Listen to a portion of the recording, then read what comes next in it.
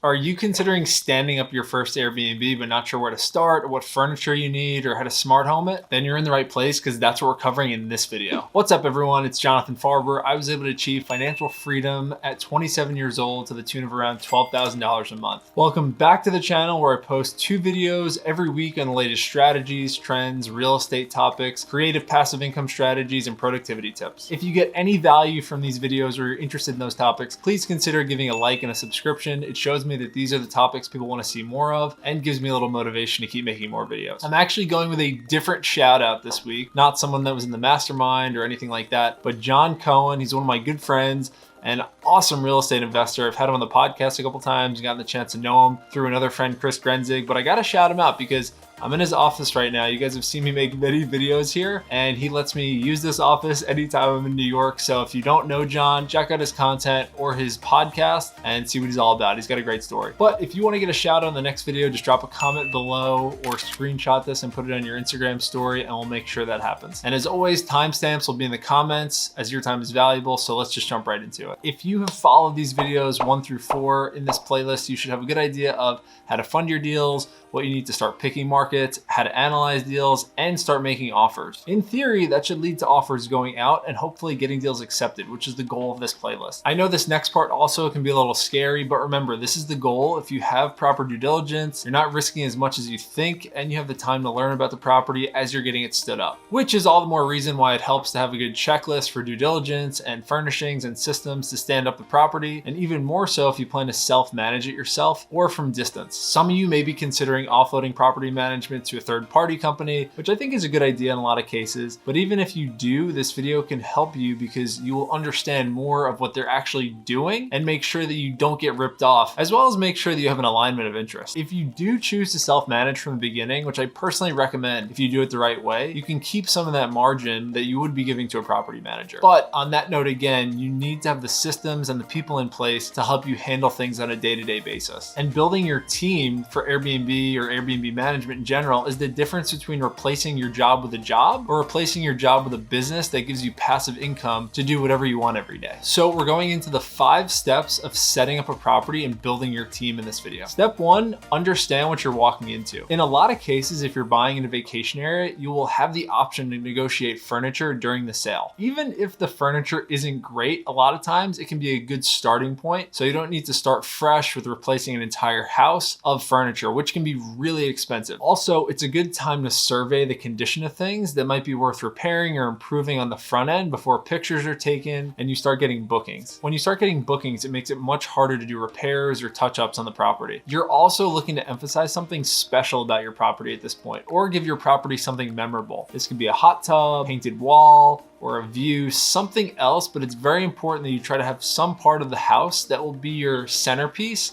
for pictures or Instagrammable. Step 2, furniture and decorating, building a checklist. Some people will sell you their checklist, but if you're watching this video, you're gonna get a checklist if you just stay till the end. We're gonna link it in the summary, and yes, they are affiliate links, so we would appreciate you using them. They're no cost to you, but they do help support this channel. The list is pulled from multiple property stand-ups, recommendations, and scanning the internet for best tools, best prices, and what I think works best in a lot of different properties. The list will not work for every single property, but it's a nice base for properties, and you can always specialize from there. This is going to be a great starter list, and if you're looking for a more detailed list of literally every product we use, we offer those in our courses and masterminds, which are also linked in the show summary. So all properties will be a little different, and you need to understand the theme or look you need to go for in a specific property. If you're in the mountains, that'll be a little different vibe than if you're in the beach or the desert or on a golf course. But from the research we've done earlier in this series, you should have a good idea of what the vibe is in your area. It's also another great opportunity for you to check out other listings in your area and see what the top ones are doing well that you can model. Some things will be the same no matter what in all properties, like bedding, kitchen supplies, TVs, and some furniture, but some things are going to be very unique to the property, and you're going to want to make sure you account for that. I'll also mention before we get to the team portion, there are some services you can hire who will go to the property, stand it up, furnish it, design it, all that stuff. It's definitely something to consider if you're very tight on time and can afford it, or you think you're not wanting to do the stand up yourself. I actually have a few friends that do this, and we're considering adding it as a service or product or doing some training together for our Airbnb management company or other people. So let me know if this is something you guys would like to see more content around, or just more partnerships or collabs with other designer type people, because it's definitely not something I'm good at. All right, step 3, how to make your property pop: staging and pictures. So as we mentioned earlier,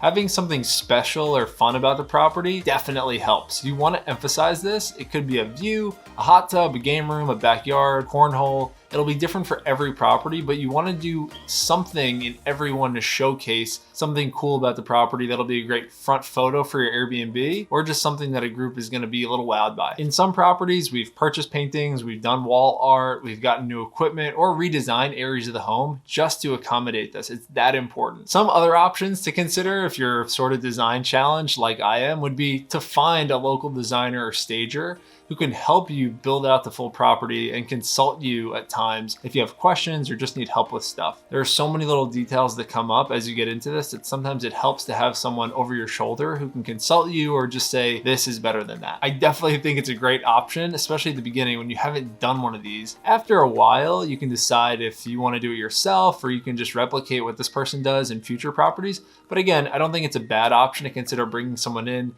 to help you with that. All right, next, we're talking about pictures. And I'll admit I used to be kind of cheap with this and I would try to skimp out on them, but after taking them on my iPhone or having a friend take them, I realized it's just not a good idea, and you want it done the right way with a professional camera. It is worth investing in the picture so that you can showcase all the hard work you've done, and it'll definitely feel kind of painful at the end, but trust me, it's not an area you want to skimp on. It's worth hiring professional photographers who, one, know how to use different angles, lighting, and different equipment to showcase your property, but they also know how to edit the pictures and tell a story with the images instead of just making it a static theme. Good pictures can run anywhere from $150 to $350. I know that can be a little painful, but trust me, it's worth it. Step 4, this could probably be its own video, which is creating your listing and setting your pricing. From a high level, setting the actual listing up is pretty straightforward, but there are a lot of different details that you can choose to add or not have in your listing. I am actually thinking of starting a weekly live series where we help someone set up their listing. So if you guys want to see something like that, just drop a comment below saying weekly webinar. Also, I'm going to have the link to my Airbnb host page below. So if you want to use that to start yours, I'd appreciate it. It definitely helps support the channel. If you guys haven't noticed, I'm looking for as many ways as possible to get comments. YouTube gurus say it helps, so anytime you appreciate a video, I would love a comment. But from a high level, the things you want to make sure you have in your listing, or when you're setting up your Airbnb,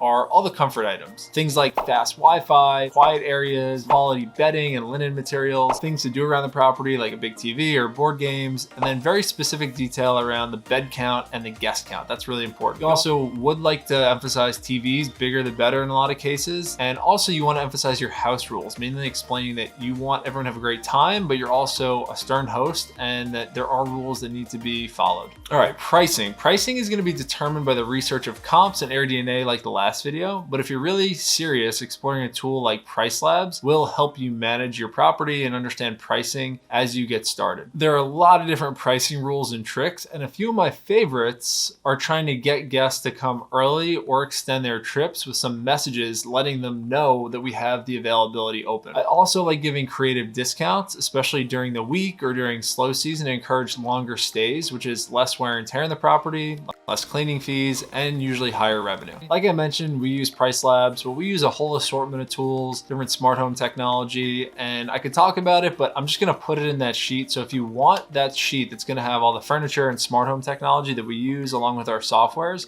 just drop a comment below saying template, subscribe to the channel, and DM me a screenshot on Instagram or Facebook, and I will send that over to you. Before we head out, the last thing I want to mention is the smart home technology that's going to help you manage and track everything that's happening on a day-to-day basis. So the property should have a smart lock, a camera on the front door, and a noise detector in the property. I think it goes without saying, it should also have a smoke detector. You're not looking for people to be smoking your property, period, but also you need it for fires and things like that. The camera that we use for the front of the property is a Ring doorbell. It's a great way to know who's coming and going from the property. It's helped us find pet fees or fine people for having additional guests, and also just understand what's going on that might line up to maybe some noise that we're hearing in the property. As far as doorknobs go and locks, we like Schlage. We were using August before that, but I'm not a huge fan of them anymore. anymore. We had some problems, some Wi-Fi connection issues. So for now, Schlage is who we're going with. We'll probably also link that in the sheet and our resource summary page below, but Schlage is great. They've really been an easy company to work with and they have good support. And as far as the noise detector, we go with Minute or Minute, not sure exactly how it's pronounced, but it goes in the property. It doesn't actually listen to any of the sounds. It just says how loud the sounds are. So you can see if something is louder than it should be, and it'll tell you what normal levels are. One sort of unexpected thing that I didn't really know to look out for when I was standing at my first property is that when you're ordering so many different things, you need to understand when they're getting delivered to the property and who needs to be there to either set them up or assemble things. As some of you guys know right now, there are some furniture shortages. On the list that we put in the summary, we're gonna try to put things that are on faster lead times, but we have had times where we had everything come at once and then we still didn't have our couch or our kitchen set or something like that, and we needed to figure that out or maybe get it on a Facebook Marketplace. So in a perfect world, you or someone on your team should be there to stand up the property, and I would recommend being there for at least a week, maybe 2 weeks, depending on the lead time of some of your shipments. Depending how handy you are or not handy, you can either assemble the stuff yourself or maybe find someone on Facebook. We also like Thumbtack. It's a great way to find people that can just deliver things or hang TVs or assemble furniture, and it's not that expensive. One other thing that I also find really funny is that you're gonna have so many boxes. A good best practice, I think, is to keep a part of the home just open for boxes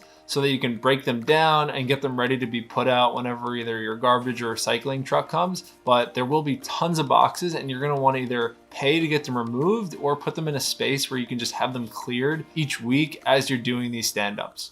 One last thing I almost forgot to mention is the utilities. You're gonna need to make sure all the utilities are on before you get to the property, hopefully, so that you can stay there as you're putting all the stuff together. So this could be the Wi-Fi, the electric, the gas, the water. Those things, I've definitely gotten to properties and forgotten to do some of those, and it's been really difficult or annoying trying to set stuff up and not have electricity or running water. So you definitely want to make sure you account for that. And again, because this is going to be an Airbnb instead of a regular traditional rental, those are all going to be in your name and paid out of your accounts. One last little hack or trick that I recommend is if you're going to be furnishing a property from scratch, to open up a new credit card so that one, you can get the points associated to a new credit card. You can take a nice trip somewhere, but also because you can probably do a 0 APR payback for 18 months. And instead of coming out of pocket with cash, you can pay it back with cash flow from the property as you build up your reserves. All right, and the last thing, sorry guys, I keep thinking of things that I just don't want to forget. I want you guys to get this right. Some people say it's good to go up to your neighbors and introduce yourself. I personally am not a huge fan of this. I like to kind of just go about my thing. If a neighbor wants to come up to the house, great, we can have a conversation and I'll explain. Sometimes I'll be there, sometimes I won't be, and then we will be kind of renting it out to people who are coming to the area. But for me, I like to just operate, and also by keeping strict house rules, I don't want to really interact with my neighbors too much, but I do like to survey what's going on in the block or the neighborhood or my neighbors as I'm standing the property up to just think about getting ahead of potential problems. If I do think I need to meet my neighbors or talk to them for some reason, I will, but if I don't have to, I probably won't. All right guys, so if you've been following along from the beginning, we started with picking a market and analyzing a deal and standing a property up, and the last part of this is going to be managing the property day to day and all the things that come up with it and dealing with guests as they come and go. But let me know what you think of the series, if there's any topics you'd like to see more of. The goal is just to help you guys get started and bring value. So if there's anything you want to see more of, just please let me know and I'll make sure to add it to another video or the next one. And again, guys, if you enjoyed it, please consider giving a like and a subscribe. We really appreciate it. And I want to make sure you guys can get all these giveaways that we do for the channel. So again, please give a like and subscribe. And if you wouldn't mind sharing, really appreciate it. With that, hope you guys have a great night